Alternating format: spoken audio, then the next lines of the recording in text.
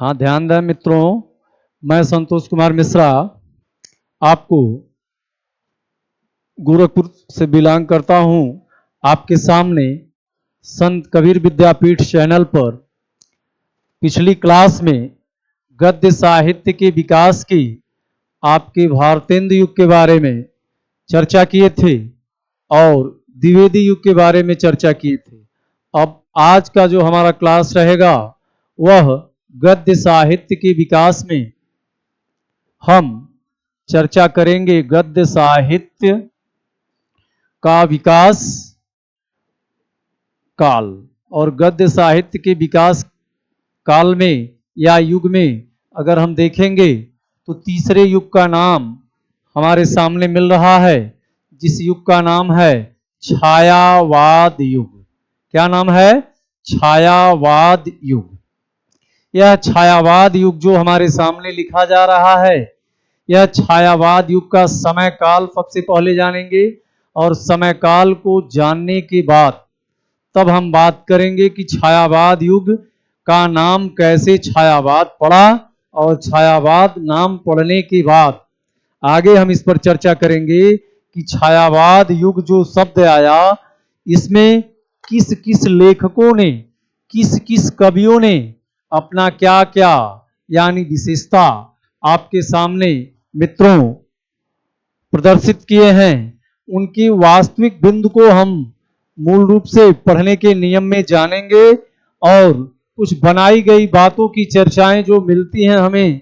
साहित्य के इतिहास से, तो ये इससे पता चलता है कि साहित्य का जो हमारा इतिहास है, जब तक उसे हम रोचक शैली के रूप में यानी उसका व्याख्यान देंगे नहीं, तब तक उसमें लेखकों के विचारात्मक शैलियों का और लेखक की विशेषताओं के बारे में क्या खूबियां हैं, इनको हम नहीं समझ सकते हैं। इस नाते थोड़ा सा मित्रों इस पर हम विशेष चर्चा करते रहते हैं, तो इन बातों को आप ध्यान से यानी कंटेंटों को सुनें और उस पर विचार करें, और कहीं अगर उसमें समीक्षात्मक बात आपके भी मन में आती है तो उसको भी हमारे तक शेयर करने का प्रयास करें कि सर इसमें क्या यह भी बिंदु आ सकता है या नहीं। अब आगे देखें, यह समय हमारे सामने है कि विद्वानों ने बताया कि 1918 से लेकर के 1936 तक का जो समय है यह छायावाद युग के नाम से जाना जाता है। इसमें एक समीक्षात्मक बातें आती हैं जो संदेह रूप में बनी हुई हैं, तो उस पर हम थोड़ा सा चर्चा कर दे रहे हैं, क्योंकि आलोचकों ने या विद्वानों ने उस पर जब तमाम बातों की चर्चा उठाते हैं तो केवल कहते हैं कि वह केवल उसी लेखक का मत रहा, इस नाते उसको हम जान सकते हैं। अगर विशेष तौर से उसकी चर्चा हमारे साहित्य के इतिहास में कम मिलती है तो उस पर हम थोड़ा सा विशेष कम ध्यान दे पाते हैं, लेकिन जानने के लिए उसको हम जान सकते हैं। जैसे जब द्विवेदी युग का समापन होने वाला था तो द्विवेदी युग के मंडल में आने वाले राइटरों का मैंने उस दिन आपको नाम बताया था महत्वपूर्ण रूप से, जैसे आचार्य महावीर प्रसाद द्विवेदी का नाम आता है। आचार्य महावीर प्रसाद द्विवेदी के बाद अगर उस काल के, उस युग के राइटरों में और लोगों का भी नाम सम्मिलित करते हैं तो कुछ और उस द्विवेदी युग के राइटरों का नाम सम्मिलित है, लेकिन लास्ट में एक राइटर आते हैं हजारी प्रसाद द्विवेदी। हजारी प्रसाद द्विवेदी जो हैं वह मूल रूप से अगर देखा जाए तो उन्हें द्विवेदी युग के राइटरों में हम नहीं गणना करते हैं। उस समय के एक आलोचक हैं आचार्य रामचंद्र शुक्ल ने, उन्होंने अपने समय काल को बढ़ाने के लिए 1918 से 20 के मध्यस्थ एक समय बनाया और उस समय की चर्चा करते हुए उन्होंने अपने नाम पर ही एक युग का नाम अपने टाइटल पर रख दिया जिसका नाम शुक्ल युग था। तो शुक्ल युग में उन्होंने कहा कि हमारे दो ऐसे सहयोगियों का नाम प्रमुख रहेगा, जिसमें आचार्य रामचंद्र शुक्ल का नाम आएगा और हजारी प्रसाद द्विवेदी का नाम आएगा। लेकिन विशेष तौर से अगर बात किया गया तो केवल रामचंद्र शुक्ल का नाम आता है, रामचंद्र शुक्ल जो थे वह एक बहुत बड़े निबंधकार थे। निबंधकारों में उनके निबंध की रचना से ये पता चलता है कि हाँ, उनकी शैलियों में, उनके विचारों में, उनके बोलचाल की भाषाओं में विशेष महत्व रहा। उन्होंने अपनी एक निबंध रचना दिखाए हैं जिसका नाम है चिंतामणि भाग 1 और 2। उसकी चर्चा संक्षेप में मैं कर दे रहा हूं। तो ये शुक्ल युग की घटना रही। इस नाते मित्रों, विद्वानों की चर्चाओं को सुन करके उस समीक्षा को हम कर लिए, उनके विशेष बातों को जान लिए, लेकिन लोगों ने मान्यता नहीं दिया। इस नाते 1918 से ही जब समय काल का एक आधुनिक तथ्य रखा गया तो वह नाम रखा गया कि यह युग जो है यह छायावाद युग के नाम से जाना जाएगा। और यह छायावाद युग नाम किसने रखा इसको मैं बताता हूं। एक राइटर हैं मुकुटधर पांडे, डॉक्टर मुकुटधर पांडे के नाम से पहले बोला गया, लेकिन बाद में केवल मुकुटधर पांडे का नाम आता है। उन्होंने छायावाद युग का नाम छायावाद रखा और छायावाद का नाम रखने से इनमें तमाम प्रकार के यानी तर्क आपके सामने आए और आने के बाद भी अगर चर्चाएं मिली तो छायावाद शब्द का नामकरण आज भी किसी पुस्तकों में पढ़ेंगे कि छायावाद युग का नाम किसने रखा, तो सीधे आपको जवाब मिलेगा मुकुटधर पांडे ने इस छायावाद शब्द का नाम रखा और इन्हीं के नाम पर यह छायावाद युग पड़ा। अब इसके अगली कड़ी में हम जब आगे बढ़ते हैं तो इसके अगली कड़ी में छायावाद युग में आने वाले राइटरों का, आने वाले यानी रचनाकारों का नाम हम सबसे पहले लेते हैं। तो नाम में जो राइटर आए हैं वह गद्य के भी क्षेत्र में अपना योगदान दिए हैं और वह कवि भी बने हैं। तो उसमें जिनकी प्रतिभाएं जैसे जैसे मिलते हुए आगे की तरफ विकसित की हैं उस तरह से हम उनके नाम की चर्चा करते हैं। जैसे पहले राइटर इस छायावाद मंडल के हैं कविवर जयशंकर प्रसाद। इनका नाम रखा गया कविवर जयशंकर प्रसाद। और कविवर जयशंकर प्रसाद के बाद नाम आता है दूसरे में सूर्यकांत त्रिपाठी निराला। सूर्यकांत त्रिपाठी निराला, इनके नाम की चर्चा होती है। सूर्यकांत त्रिपाठी निराला के बाद अगर हम देखते हैं तो इसके बाद नाम आता है सुमित्रानंदन पंत का। किसका नाम आता है मित्रों? सुमित्रानंदन पंत का। सुमित्रानंदन पंत का नाम आया और सुमित्रानंदन पंत के नाम के बाद अगर हम आगे और जानना चाहते हैं तो इनके बाद कवित्री महादेवी वर्मा का नाम आता है। कवित्री महादेवी वर्मा के नाम की चर्चा होती है कि कवित्री के रूप में यह भी छायावाद युग की साम्राज्ञी के रूप में चित्रित हैं महादेवी वर्मा। तो ये चार लोगों का नाम आया। इस छायावाद में जब विकास हुआ तो अभी आगे और हम चर्चाएं करेंगे। पहले इन चार राइटरों के विषय के बारे में हम समीक्षा कर लें कि यह लोग क्या, कैसे बने और इनकी कृतियां मूलतः क्या क्या थी। जैसे अगर बात किया जाए जयशंकर प्रसाद के बारे में तो जयशंकर प्रसाद जो थे यह कवि के रूप में थे ही, लेकिन इसके अलावा यह गद्य के क्षेत्र में अगर अपने आप को यानी विख्यात हुए तो हिंदी में एक आपको गद्य साहित्य के यानी रोचकता को पढ़ने के बाद विधा पढ़ाया जाएगा। और विधा की जो चर्चाएं होती हैं तो विधा में दो प्रकार के विधाओं के जन्म के बारे में हम बताएंगे। तो उसमें एक प्रमुख विधा का नाम आएगा और दूसरा गौण विधा का नाम आएगा। जब प्रमुख विधा में चलेंगे तो प्रमुख विधा के 5 खंड वहां बनेंगे, यानी विधाओं में कहानी, नाटक, उपन्यास, आलोचनाओं की चर्चा हम वहां आपको बताएंगे। तो उसी में से एक कविवर जयशंकर प्रसाद जो आपके सामने हैं, तो यह जो है कुछ कहानियों के क्षेत्र में और कुछ कहानी के अलावा नाटक के क्षेत्र में और नाटक के अलावा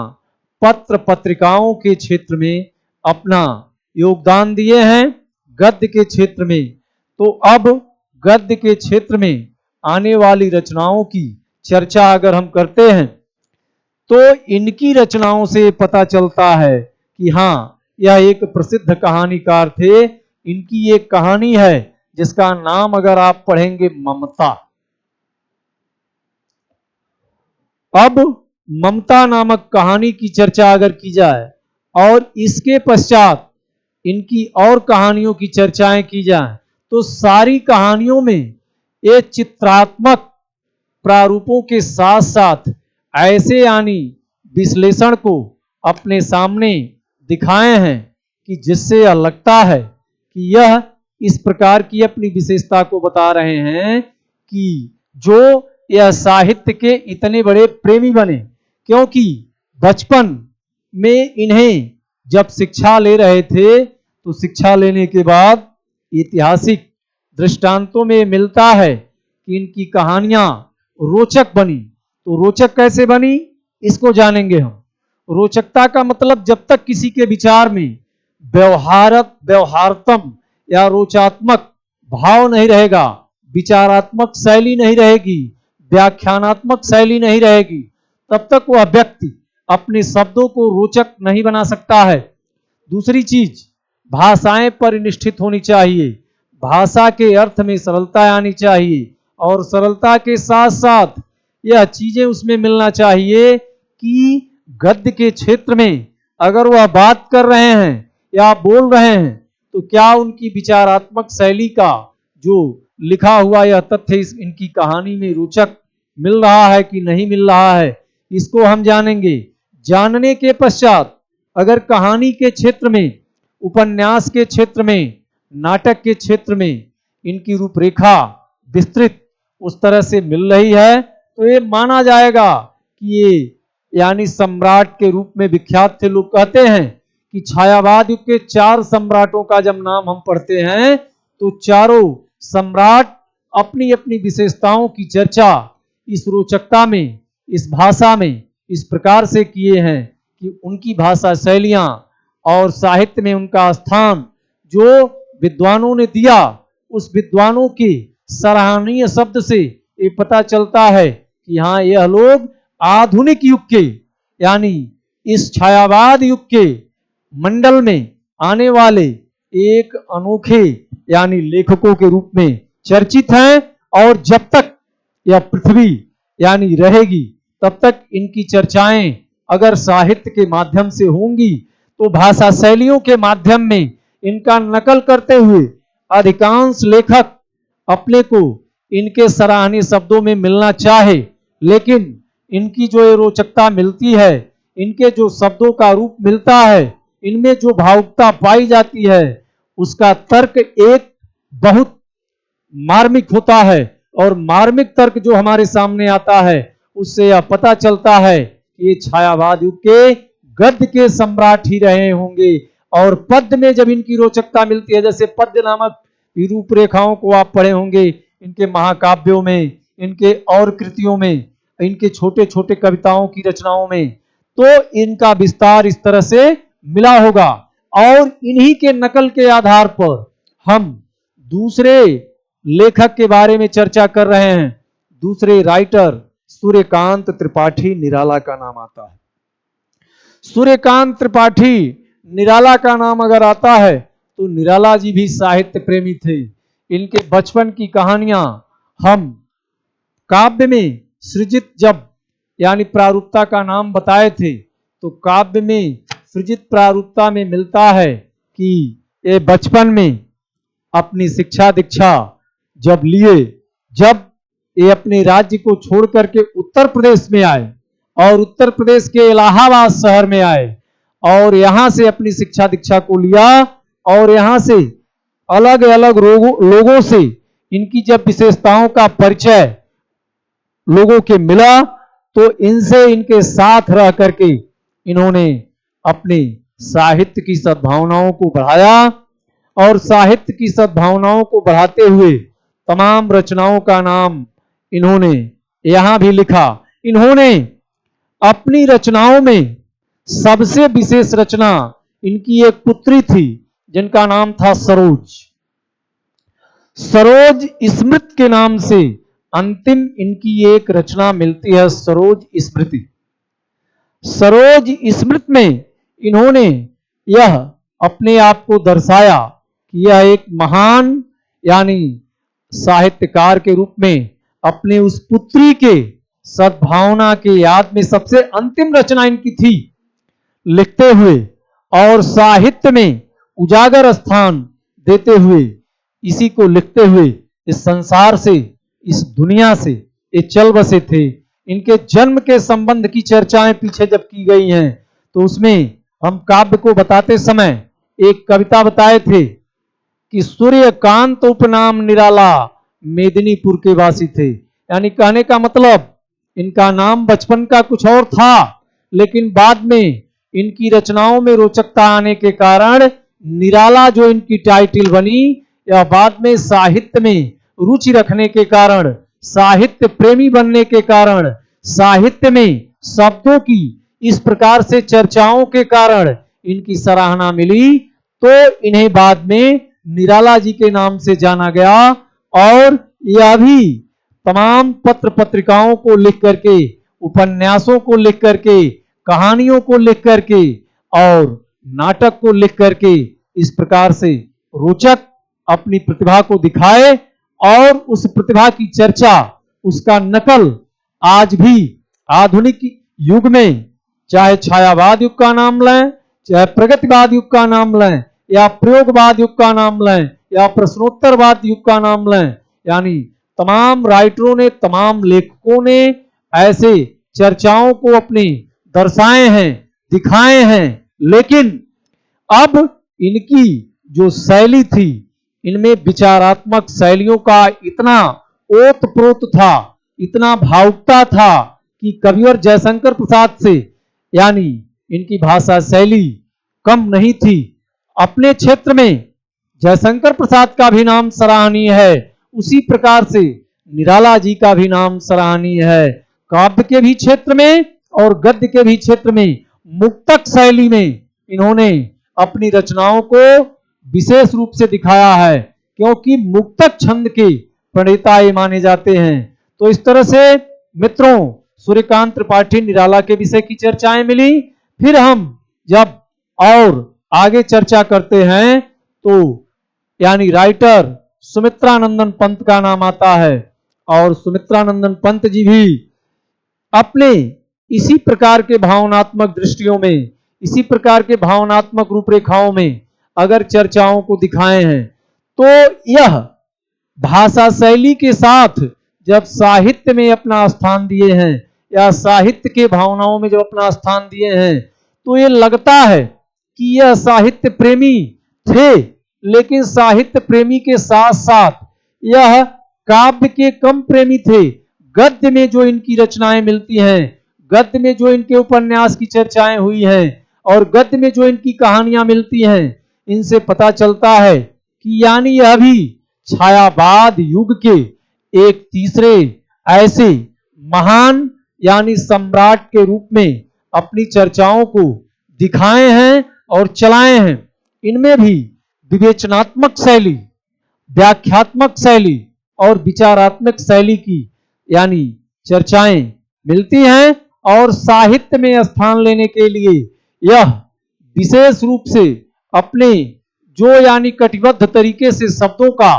चयन किए हैं। शब्दों में खड़ी बोली के प्रायः शब्द अधिकांशतः ज्यादा मिलते हैं, और खड़ी बोली के शब्दों का जितना ही प्रयोग यानी जितना ही चर्चा अंततः तक हुआ है, उतनी चर्चाओं की बात, उतने लेखों का नाम यदि लिया जाता है तो ये पता चलता है कि ये साहित्यकार अपने आप में वास्तव में एक सम्राट के रूप में थे। इनकी तुलना अगर हम छायावाद मंडल के अगर किसी अन्य और लेखकों से करते हैं तो ऐसे उनका नाम नहीं आता है। जैसे इनके पूर्व अगर राइटरों का नाम लिया जाए तो कुछ गद्यकार थे, वह काव्य के रूप में भी अपनी चर्चाओं को किए हैं। जैसे मैथिली शरण गुप्त का नाम आता है। मैथिली शरण गुप्त के बाद अगर नाम देखते हैं तो उसमें और ऐसे राइटरों का नाम, अयोध्या सिंह उपाध्याय का नाम आता है। तो इन लोगों की चर्चाएं अगर करते हैं तो ये लोग भी योगदान अपना यानी इन लोगों की तरह ही देना चाहे भाषा शैलियों को देख करके, लेकिन इनके पीछे रहे और ये आधुनिक युग में एक सराहनीय राइटर के रूप में विख्यात हुए। तो तीसरे भी राइटर के विचारकों के बारे में मैंने आपसे चर्चा कर दिया कि सुमित्रानंदन पंत भी इस युग के एक महान लेखक के रूप में विख्यात रहे। जब इन्होंने अपने यानी रचनाओं को खुद लिखने के बाद लोगों के द्वारा अपने शब्दों को सुना, तो कहने का मतलब ये शब्द जो इनके अंदर था, इनकी जो भावनाओं का योगदान था और जिस प्रकार से योगदान की चर्चा हर एक क्षेत्र में, चाहे सामाजिक हो, राजनैतिक हो या इसके अलावा विचारात्मक सिद्धांतों पर हो या समाज के आचरण के प्रति हो, इस तरफ की जितनी भी चर्चाएं अपने यानी कथन में इन्होंने लिखा है, सब पर यह विचार करते हुए तब अपने तर्कों को आगे की तरफ ही बढ़ाए हैं। इस नाते यह भी छायावाद युग के एक महान सम्राट के रूप में रह करके और अपना इस प्रकार से योगदान देते हुए इस संसार में यानी इस दुनिया में छायावाद युग के महत्वपूर्ण राइटर रहे। अब नाम आता है कवित्री महादेवी वर्मा का। कवित्री महादेवी वर्मा जो थी, बताया जाता है ऐसा इतिहास कि कवित्री महादेवी वर्मा अपनी सीनियर एक कवित्री थी जिनका नाम था सुभद्रा कुमारी चौहान। सुभद्रा कुमारी चौहान के साथ ये लोग एक साथ रहा करती थी और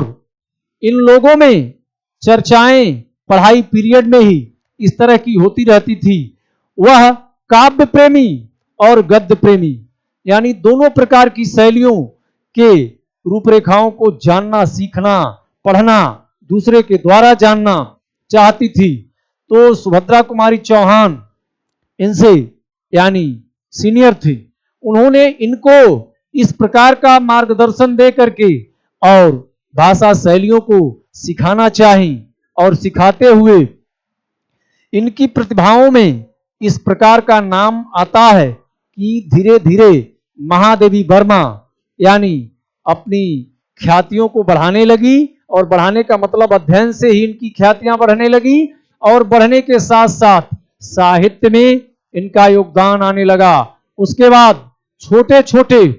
यानी कवि सम्मेलन में और छोटे छोटे सभाओं में जाकर के अपने शब्दों का इस प्रकार से प्रचार प्रसार की जिससे इनका यानी साहित्य में नाम ऊंचा आया। महात्मा गांधी हमारे देश के राष्ट्रपिता थे जिन्हें फादर ऑफ नेशन अंग्रेजी के शब्दों में कहा गया है। उनके साथ भी यानी उनके साथ भी इनका परिचय बना और उनके द्वारा भी इन्होंने कुछ सीखों को प्राप्त किया। और फादर ऑफ नेशन जिनको हम कहे हैं राष्ट्रपिता महात्मा गांधी, उन्होंने भी इनके शब्दों की सराहना की और सराहना करने के साथ साथ इनकी कई रचनाओं में अगर देखेंगे तो नाम आता है। जैसे कहानियों में इनकी एक रचना है गिल्लू। मित्रों, आप लोग सुने होंगे। इस गिल्लू नामक कहानी में इतना तर्क यानी यह केवल जीवों के प्रति समझा करके और मनुष्यों को संबोधित की है। इसके अलावा अगर बात किया जाए तो इनकी रचना में जैसे दीपशिखा है, दीपशिखा के बाद इनकी रचनाओं की चर्चा किया जाए, श्रृंखला की कड़ियां हैं और श्रृंखला की कड़ियों के बाद अगर चर्चा किया जाए तो श्रृंखला की कड़ियां के बाद स्मृति की रेखाएं। तो इस प्रकार की तमाम रचनाएं गद्य के क्षेत्र में, काव्य के क्षेत्र में लिख करके ये चर्चित हुई और चर्चित होकर के यह एक महान साम्राज्ञी के रूप में यानी हमारे देश की कवित्री बनी और इस कवित्री में इन्होंने अपनी भाषा शैलियों का योगदान देकर के विचारात्मक शैली में अपनी रचनाओं को संबोधित किया, बनाया और लिखते समय भी, बोलते समय भी और दूसरे को समझाते समय भी अगर किसी तर्क पर बात आती थी तो इनकी चर्चाएं इस तरह से साहित्य में मिली हैं कि जो एक मार्गदर्शक, एक मार्गदर्शन के रूप में बनी है और उसको लोग जान करके उसको लोग एक नए सीख, एक नए मार्ग के रूप में अपनाए हैं कि इस प्रकार की यानी शिक्षा अगर हमसे यानी दूसरे के द्वारा या इन कवियों के द्वारा, इन लेखकों के द्वारा मिल रहा है तो उससे हमें एक नया ज्ञान उत्पन्न हो रहा है और इस नए मार्गदर्शन के क्षेत्र में हमें एक नया अनूठा या नई सीख, नए मौलिक और अनुदित